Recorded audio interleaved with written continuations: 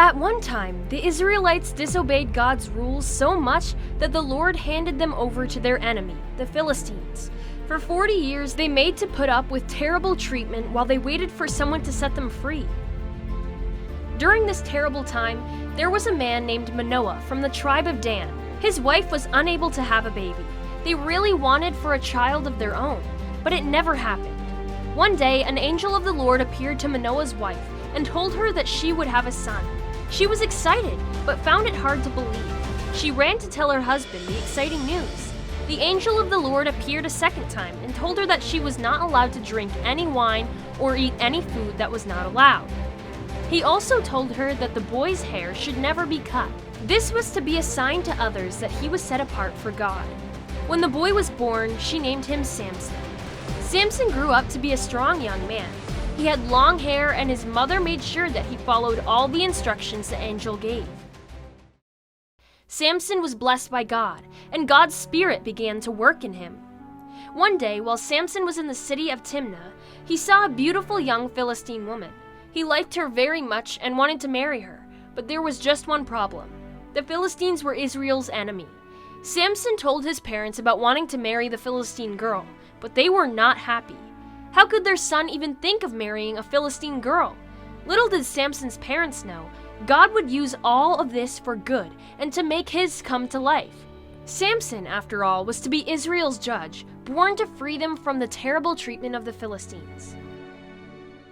The plan went forward, and Samson was set to marry the Philistine girl. The girl's father gave Samson 30 young men to be his friends. During the wedding party, Samson told the men a riddle and said he would give them fancy clothes if they could solve it.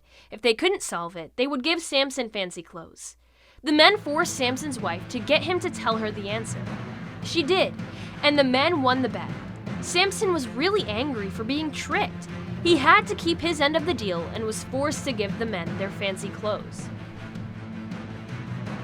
In order to do that, Samson killed 30 men and stole their clothes. Then, things got worse. When he came to take his bride, he found out that someone else had married her. Samson was going to get even with the men who tricked him. He captured 300 foxes and tied torches to their tails. The foxes ran like crazy, setting everything on fire. All the crops and trees burned down. Now the Philistines were angry too. In return, they killed Samson's former wife and her father. When Samson heard the news, he flew into a rage and killed many Philistines. The situation got worse. At that time, both the Philistines and Israelites saw Samson as a problem.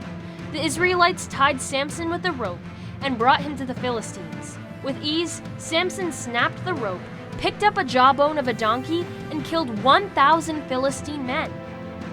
Years later, Samson went to the city of Gaza. When the inhabitants learned that he was there, they came up with a plan to catch him. They would wait for him until morning and then kill him. Samson, though, did not stay the entire night.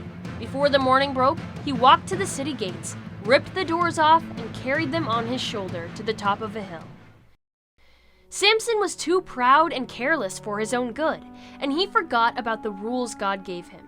In his disobedience, he fell in love with another woman. Her name was Delilah. Samson told her the secret of his great strength, his long hair. Delilah did not care about Samson, and she told the Philistines how to catch him. That night, while he was sleeping, she chopped off his hair.